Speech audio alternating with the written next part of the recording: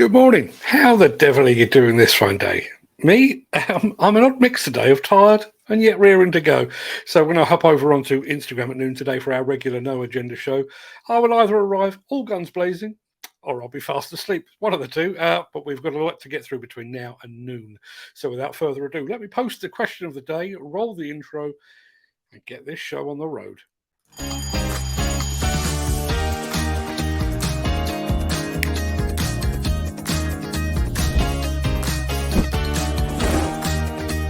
Welcome to the Breakfast Show. I'm your host, Mark Anthony.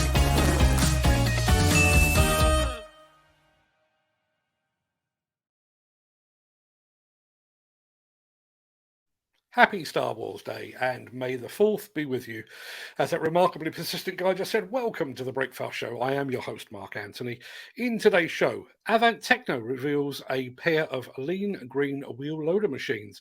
We witness a trenching record in the making. JCB is reimagining equipment sales. We're checking out the CAP 834B wheel dozer in action. And we're going to be discussing some alternative names for some key industry machines. We'll get to all of that in just a second. But first, let's see who among the rich and the shameless will be celebrating a birthday on this day of days. Happy birthday! And it's many happy returns to comedic actors Eric Sykes and Terry Scott, and also to movie star Audrey Hepburn. Happy birthday also to Daryl Hunt from The Pogues, to Jay Aston from Bucks Fizz, and to TV presenter Kate Garraway. Many happy returns to them, one and all.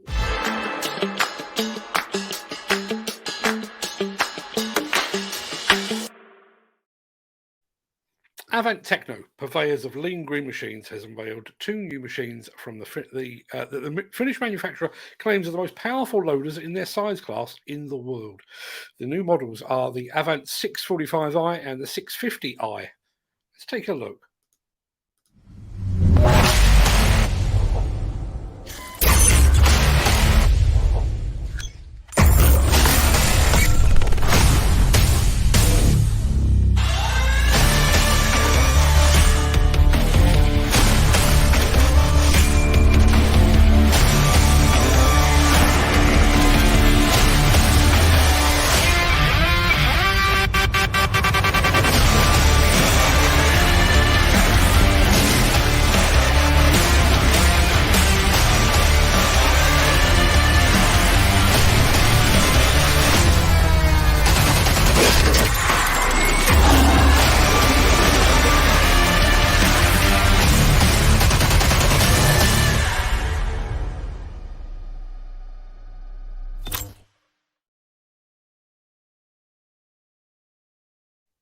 Well, that certainly wakes you up. Both models feature a 33 kilowatt Stage 5 compliant Kubota diesel engine. The current EU Stage 5 emission standard for diesel engines in non-road mobile machinery requires a catalytic converter and a particulate filter. Too early for all of that for engines above 19 kilowatts, as we're all aware. Avant claims to be the first manufacturer to bring such loaders to the market in this size class. I could waffle on for hours about all the features and benefits of these two machines, but instead I've just posted a link in the chat that will take you directly to the spec sheet for the two machines. You can peruse that at your leisure. And now I've lost a thing.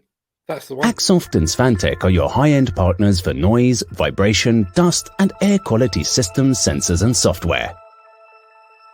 To find out more, visit axoft.co.uk or call 01234 639 550. JCB has launched a new online platform which the manufacturer claims will transform the way customers can buy the manufacturer's equipment. The new JCB Store is an online machine marketplace that allows customers to search for JCB plants and equipment within one centralized platform and view all the machines available to them from their local dealer. I'll tell you what, let me just roll that up a little bit and you can see exactly what it looks like. There we are. Let's have a look. The system offers 4 times more machines for online order than before, and the site will display exact machine specifications and dealer-specific pricing, giving the customer all necessary information to make an informed purchasing decision. JCB actually started to sell machines online for the first time in its history back in May 2020 to support businesses with their plant requirements during the first COVID-19 lockdown. At that time, a select range of compact equipment was available for direct delivery. The machines available to purchase now via the new JCB store include JCB's full mini excavator, site dumper, vibratory tandem roller and JCB access ranges, along with a selection of JCB light equipment. If you'd like to take a look around, I'll add a link to the new web store while you're watching this.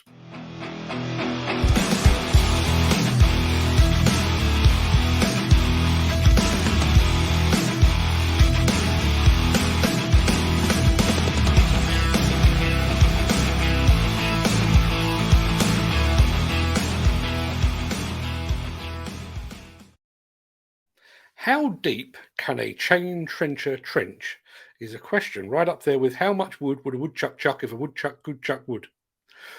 Wow, I practiced that a lot before I came on here. How deep do you reckon a chain trencher can actually trench? 10 foot?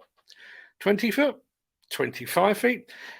How about 145 feet? Take a look at this.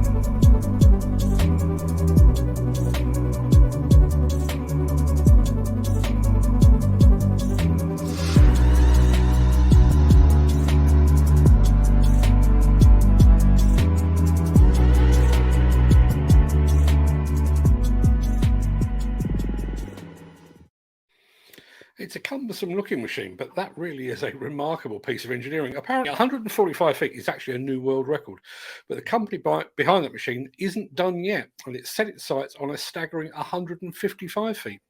If they pull it off, we'll keep you posted.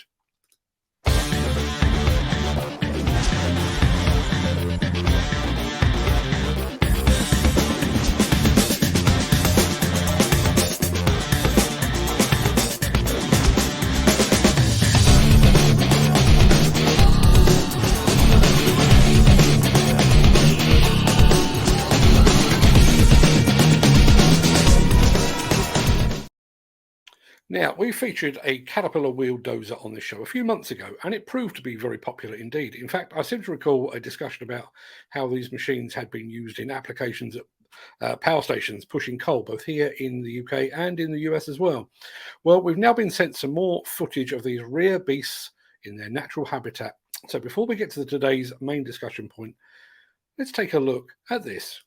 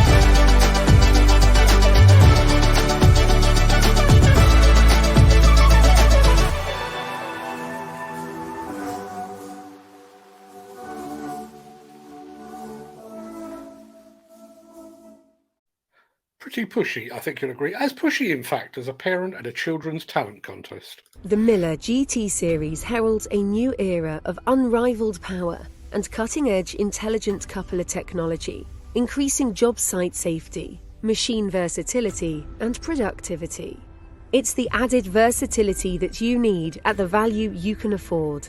To find out more, visit millergroundbreaking.com. If you were here yesterday, you might recall that I was pondering why demolition and construction equipment is generally known by a mix of numbers and letters. The Cat D11, the JCB 3CX, the Volvo A30, and so many more. Now, I know that Audi follows a very similar system with its cars, but most car manufacturers today seem to like to give their vehicles actual names, even if some of them are utterly meaningless. The Nissan Qashqai, I'm looking at you. Before we get on to the naming of diggers, I did a very quick check. Apparently, the Qashqai were a semi-nomadic Iranian tribe. Personally speaking, I'd be more inclined to name a car after a fully nomadic tribe rather than one that stands around for a bit, but I digress. So I've been thinking about names for construction machines, and I've come up with a few suggestions of my own. Let's take a look. Okay, this is the Belaz 75710. It's the biggest dump truck in the world, but it also has a very, very dull name. So I would like to propose Gargantua. Now, I realise Gargantua sounds like a mythical creature from a Godzilla movie, and that was pretty much precisely the point. Next up, that right there is the mighty beast. That is the iconic Cat D11. Caterpillar recently changed the naming convention of its machine. So while in the past this might have been a D11N, a D11R, or a D11T, this is now just a plain old D11. And I reckon it deserves a better name than that. So my suggestion is this. Yep, Phenom.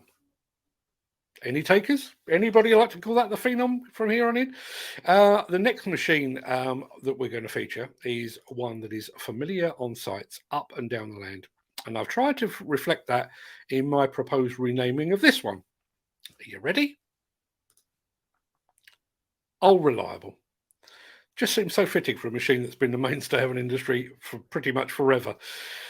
Let's have a look. We're looking a bit further ahead with the next one. Let me throw it up on the screen. This is the autonomous mining truck that's been developed by the boffins at Volvo Construction Equipment. This machine has no cab and it is electric powered and entirely autonomous. So I thought it needed a better name than the HX1, and I would like to propose Futura. Now, we've got one more machine to show you and one more machine to rename. But before I show it to you, I need to give you a bit of background. I am the father to 4 children. I'm also the grandfather to 3. That means I've been asked for my input in naming children in an official capacity on 7 separate occasions. While my wife and daughter would have happily cursed their respective offspring with names reminiscent of porn stars or cleaning products, Sandrine, I drew upon my own experience. And in that experience, I have never met anyone called Terry that wasn't a salt of the earth, honest, straight, and reliable bloke. So while none of my children or grandchildren are actually called Terry, I finally have an opportunity to apply that name to an honest and straight machine. Ladies and gentlemen, I give you the Terry. Now, I flagged this up yesterday, the fact that we're going to be talking about all of this. Let me take Terry off the screen. And as a result, we'd actually had a contribution from our friend Mick Norton. So let me throw that up on the screen. Tell you what, let me give you the background to it first. That would be a better idea. The machine I'm about to show you was actually developed by the Military Establishment for Experimental Engineering, or MEXI, back in 1966. The glories of 1966, when England were winning the World Cup and the Military Establishment for Experimental Engineering were having a funny half hour with development of equipment.